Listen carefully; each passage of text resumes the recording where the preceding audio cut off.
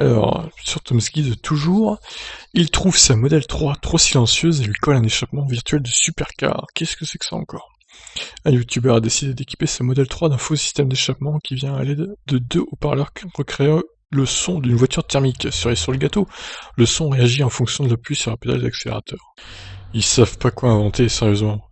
Si certains apprécient la quiétude apportée par la motorisation électrique, d'autres, plus rares, la regrettent. C'est le cas du youtubeur au nom imprononçable, qui a décidé d'équiper sa Model 3 d'un échappement virtuel afin de donner électroniquement le son d'une supercar à sa berline électrique.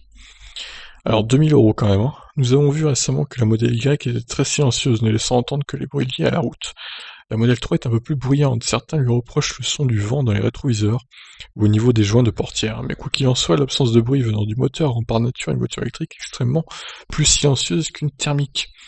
La Model 3 est même trop silencieuse pour ce youtubeur qui a décidé de lui offrir un échappement virtuel, un choix à l'opposé de celui de Hyundai qui veut équiper ses véhicules de réduction active de bruit. Oui, ça j'avais déjà fait une vidéo sur ça d'ailleurs. Fabriqué par l'entreprise anglaise Militech Exhaust, le kit se compose d'un ou deux résonateurs métalliques dans lesquels vient se placer un haut-parleur. Il est accompagné de tuyères qui lui donnent l'aspect d'une véritable sortie d'échappement.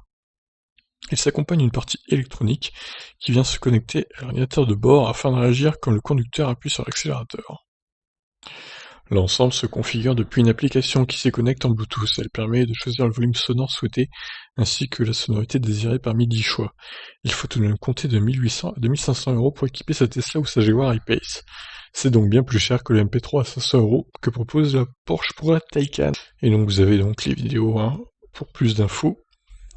Et moi personnellement je trouve ça un peu con de mettre du son dans une voiture électrique. Si elles font pas de bruit, c'est pas pour rien. Après, je trouve ça un peu débile. Si vous voulez du bruit de moteur, bah achetez une thermique, hein, clairement. Donc, et en plus, vu la somme, entre 1800 et 2500 €, c'est quand même indécent. Donc, pour moi, ça n'a pas d'intérêt en fait. Je vous laisse réagir. Ciao.